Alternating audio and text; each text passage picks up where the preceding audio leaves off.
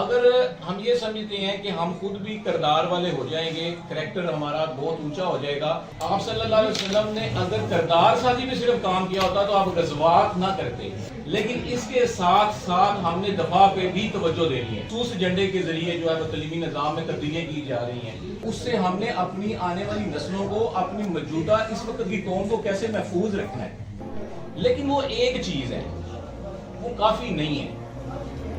اگر ہم یہ سمجھتے ہیں کہ ہم خود بھی کردار والے ہو جائیں گے، کریکٹر ہمارا بہت اونچا ہو جائے گا، اور اس کے بعد ہم تمام معاشرے کو بھی کردار سازی کہ بہترین کردار والا بنا دیں گے.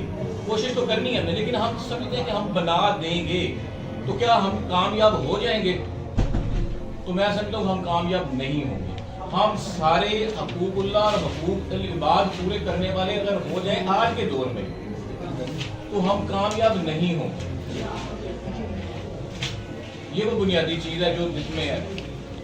آپ صلی اللہ علیہ وسلم نے اگر کردار سازی میں صرف کام کیا ہوتا تو آپ غزوات نہ کرتے، آپ علم کی تلقین اور ترویج نہ کرتے. تو ہم نے اس کے ساتھ دو چیزیں جو ہے نا وہ اور ایڈ کی ہیں جو ہماری اس تنظیم کو منفرد بناتی ہیں. وہ کیا ہے؟ نمبر ایک، ہم نے سب سے پہلے تو حقوق اللہ اور حقوق العباد پورے کرنے ہیں، کردار سازی میں اوپر جانا ہے، اپنی قوم کو کریکٹر بلڈنگ کرنی ہے. لیکن اس کے ساتھ ساتھ ہم نے دفاع پہ بھی توجہ دینی ہے. دفاع کیا چیز ہے؟ دفاع یہ ہے کہ ہم نے اپنی قوم کو، اپنی نسلوں کو اس کو تو تباہ کرنے والے جو دشمن ملک ہیں یا لوگ ہیں یا ان کے جس ملک میں موجود سہولت کار ہیں، اس سے اپنے آپ کو کیسے بچانا ہے. ہماری نسلوں کو وہ تباہ کر رہے ہیں. ہمارے یہ جو بتا رہے تھے تعلیمی نظام میں ایک مخصوص ایجنڈے کے ذریعے جو ہے وہ تعلیمی نظام میں تبدیلیاں کی جا رہی ہیں، اور ایک مخصوص نظریات جو ہیں ہماری آنے والی نسلوں میں دیے جا رہے ہیں. صاحب فرما رہے تھے کہ ایک جو ہے نا وہ ایک ہماری جو گورنمنٹ ہے لگ رہا ہے کسی اسپیسیفک ایجنڈے کے اوپر کام کر رہی ہے. تو اس سے ہم نے اپنی قوم کا بچاؤ کیسے کرنا ہے؟ ہم نے کیسے اپنی قوم کو اریانی و فحاشی، اس وقت کے جو 5th جنریشن وار ہے، ہائبرڈ وار ہے، اس کے ذریعے ہمارے جو نظریات بدلے جا رہے ہیں، تو اس سے ہم نے اپنی آنے والی نسلوں کو، اپنی موجودہ اس وقت کی قوم کو کیسے محفوظ رکھنا ہے. تو یہ ہمارا جو دوسرا نظریہ ہے جس کو ہم کہتے ہیں دفاع، اس کے اوپر ہم کام کر رہے ہیں.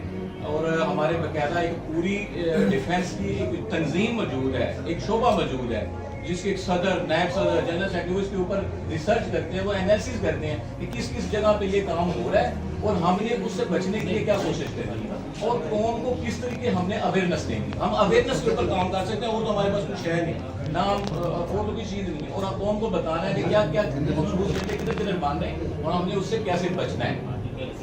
اب سوال یہ پیدا ہوتا ہے کہ ایک تو ہم نے کردار میں اپنے آپ کو بلند کر لیا اور پوری قوم کو ہم نے کردار والا بنا دیا، حقوق اور حقوق العباد پورے کرنے والا بنا دیا، تو سب سے نیک. لیکن میں سمجھتا ہوں یہ دونوں چیزیں کر کے بھی دفاع کے اندر ایک چیز یہ بھی آتی ہے جو ہم پنجابی اور بلوچی لڑ رہے ہیں، یہ جو ہمارے اندر انتشار مذہبی جو رنگ ہے جو ہے، یا علاقائی تعصب ہے یا لسانی تعصب ہے، اس کے ذریعے حوالے کا آپس میں جو ہمیں منتشر کیا جا رہا ہے، یہ بھی ایک ان کا ایجنڈا ہے جس کے اوپر وہ ہمیں منتشر کر کے ہمیں ناکام کرنے کی کوشش کر رہے ہیں. تو کیا ان ایجنڈوں سے محفوظ رہنے کے بعد اور خود کو کردار میں بلند کرنے کے بعد اب تو ہمیں کامیاب ہو جانا چاہیے؟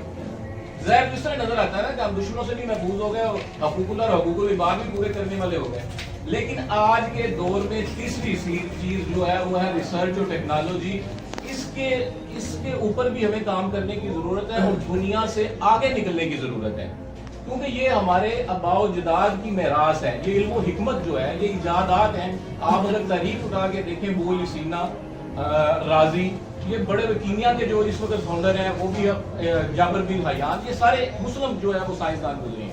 یہ ہمارے آباء و اجداد کی میراث ہے، لیکن ہم اس کو بھول گئے. ہمیں ریسرچ اور ٹیکنالوجی میں بھی دنیا سے آگے نکلنا ہے. اس کے لیے ہم کوشش کر رہے ہیں، اس کے لیے بھی پورا ہمارا اسٹرکچر موجود ہے.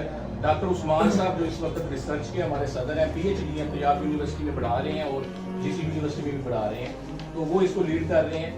تو یہ ہم سمجھتے ہیں کہ یہ آج پودا لگانے کی ضرورت ہے، تاکہ اس میں اگر ہمیں بے شک 1 صدی لگ جائے اور 1 صدی کے بعد ہم دنیا کو اجازت دینے والے بطور امت مسلمہ بن جائیں، تو یہ بھی اس کے ذریعے ہم کامیاب ہو سکتے ہیں. یہ تینوں محاذوں پہ بیک وقت ہمیں کام کرنے کی ضرورت ہے.